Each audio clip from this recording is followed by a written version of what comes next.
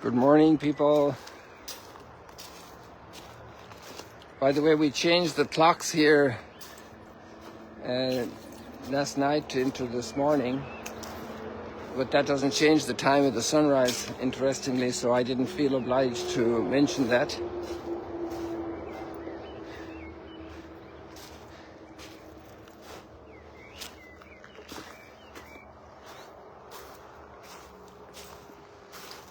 I think it's going to affect the time for Mass this evening. It will be an hour earlier, and I forgot to mention that last night at Mass.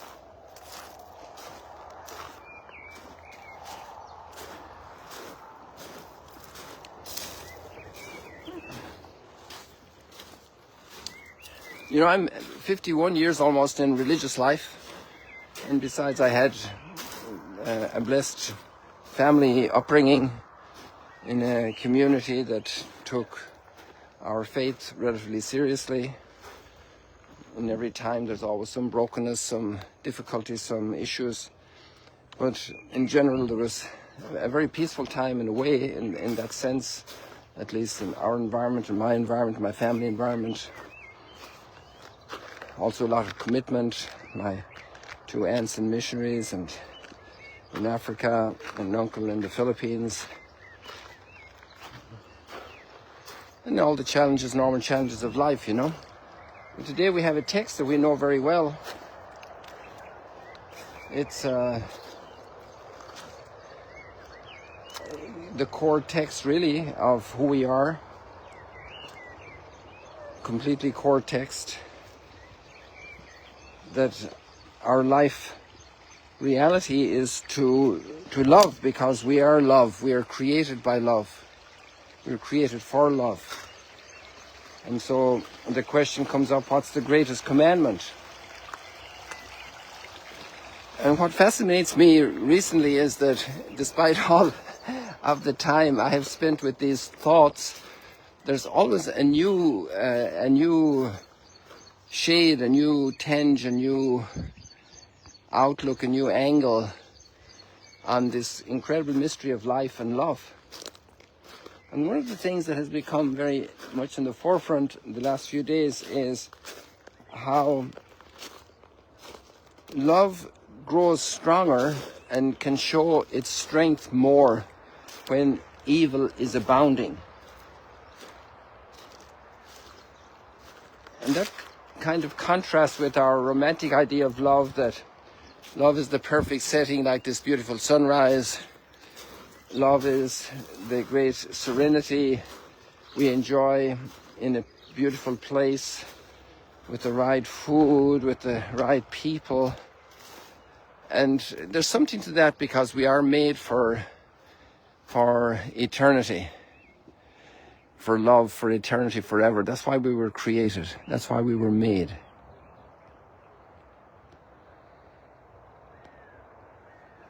Do you know what that contraption is?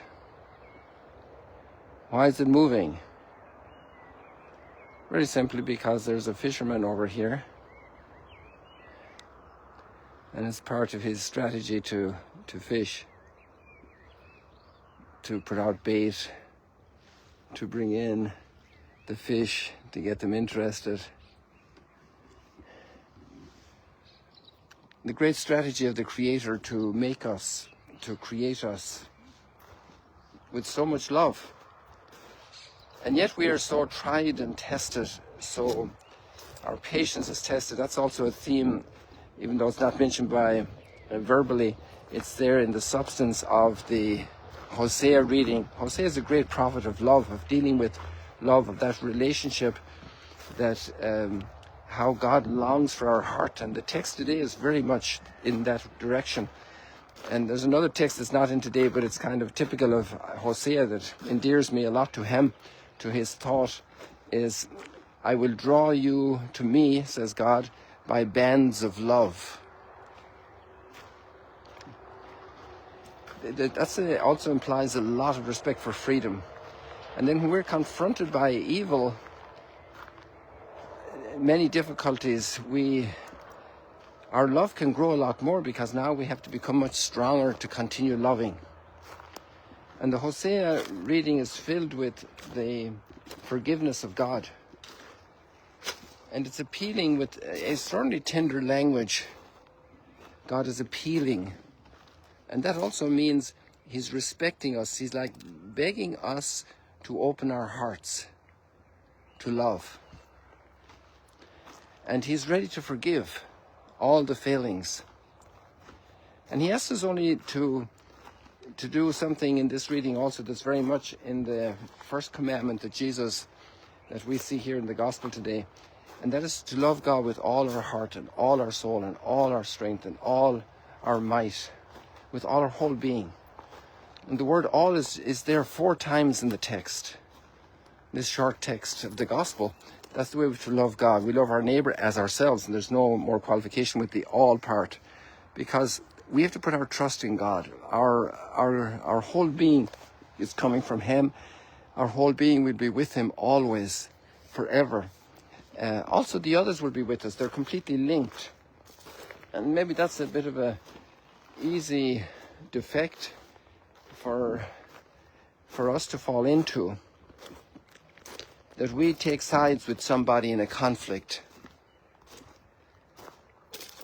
We have to take both sides, because each one is a person, and one could be very ruined as a person, might be an addict, might be morally bankrupt, might be engaging in horrible hostilities.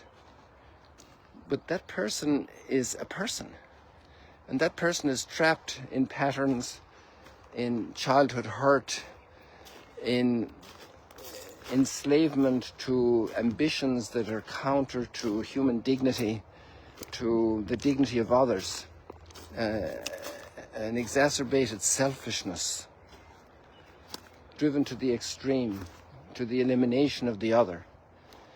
And there we have that great challenge to truly love the other, every other one. To love our enemies. Imagine to love our enemies.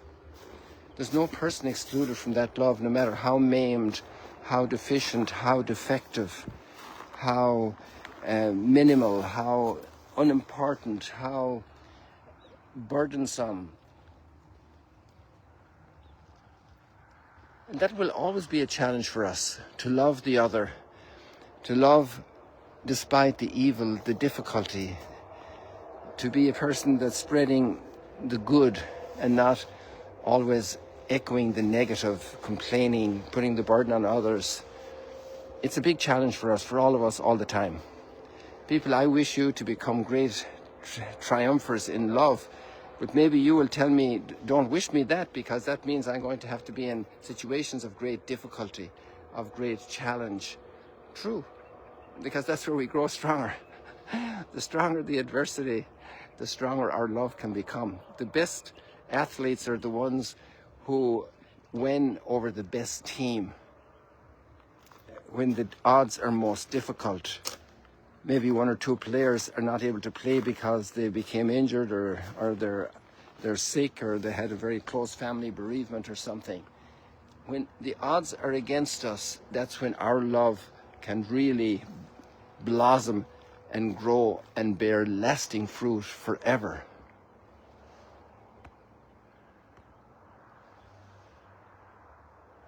See you later, alligators.